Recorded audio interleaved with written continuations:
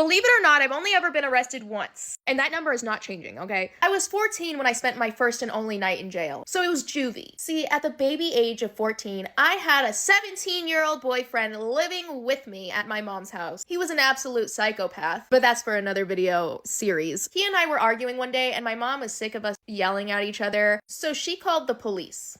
The police came to talk to us, and I'm thinking, well, I didn't do anything wrong. I'll just promise to be quiet now. And I mean, if anyone's done anything illegal, it's my abusive boyfriend, so I should be in the clear. So they come, and they're talking to all of us, and my mom's telling them how we've been arguing. Now, I kid you not, one of the cops looks at my mom's arm, sees that she has a scratch from our cat on her arm. Just a small, normal cat owner scratch, okay? If you have a cat, you're gonna have scratches on your arm. It's normal. And he goes, where'd you get that scratch from? Is that from Desi?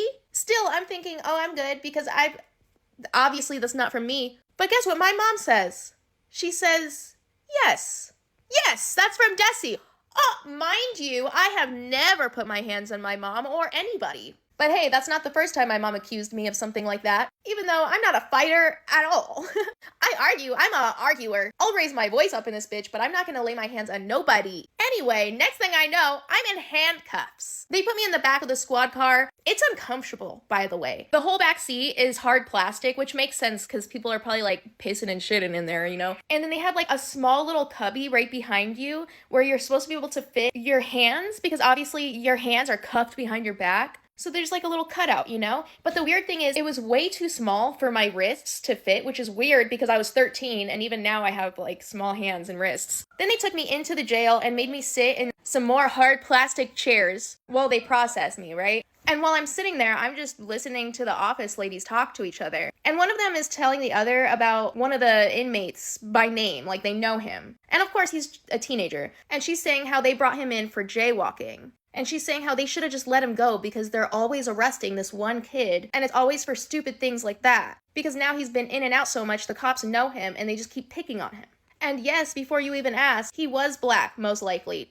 I could tell by his name. So there's that. Now, it was the middle of the summer, so I came in wearing flip-flops and a tank top, and it was freezing, okay? Freezing. So finally, they put me in a holding cell, and there's one other girl in there, and we get to chatting. This is not her first time in juvie. She's been there, done that. And she's like, yeah, you're cold, huh? And I'm like, yeah. And she's like, well, if they take you to the back, you know, where they keep you if you're there for longer than 12 hours, she's like, then they put you in this thick jumpsuit, and they make it super hot. It's like they use the temperature to make you uncomfortable, no matter where you're at. And I'm like, damn, okay, I'd rather be cold, so I'm not gonna complain anymore. And then she goes, I hope you ate because you missed dinner. And I'm like, damn, yeah, I didn't really eat, but I mean, I'm kind of stressed anyway, so I don't know. And it's odd because I went there like pretty early in the day. And yeah, they didn't feed us at all. And we didn't have water, dude.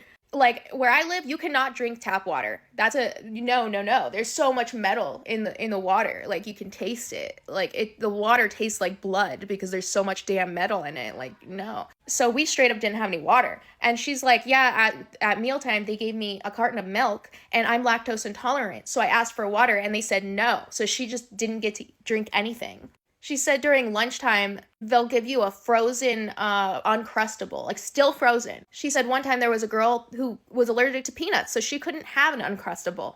And they didn't care. They didn't give her anything. So later on, this other girl comes in. She's telling us her story, and it made me so angry for her. So she was on probation, like kind of house arrest. Like she could leave her house to go to school and work, but she had to be home at a certain time. So in order for her to get to and from school, she had to take 2 separate city buses. And they knew that, and they accounted for that in her arrival time at home. But on this particular day, the bus had been delayed. See, she was on the bus, but then somebody, quote, dropped a baby, and the baby was fine, but now they had to stop the bus and do a whole bunch of paperwork as like a liability thing. So she's sitting there for an hour or more, and she doesn't have a cell phone, so she's not able to even like call her probation officer or anything. She just has her ankle monitor, and she knows that they know that she's not at home, and she's like, fuck. So then the police come to her location to find her, and she's like, hey, yeah, see, look at the situation. The bus is not moving. Like, you can ask the bus driver, like, there's stuff going on right now. And they don't care. They arrest her. And the whole time she's like, what's gonna happen to me? Like, this isn't fair. And they're like, I don't know, maybe you'll just be here in the holding tank and we'll release you, or maybe you'll have to go to the back, which means she's gonna stay there. They just have us sitting there for hours. They don't tell her anything. And at some point, they come and get her and they take her to the back. So luckily, I only had to spend 12 hours there, and most of that was during the night. So at some point, they took me to a separate holding tank, put a mat on the floor, and gave me an itchy wool blanket, and I just covered myself so that I didn't have the 24/7 fluorescent light shining in my eyes. And then in order to be released, they made me sign a paper saying that I was guilty. Juvie is fucked up. It's almost like they want the kids to keep coming back to jail. Anyway, let me know in the comments what your jail stay was like, and follow for more of me.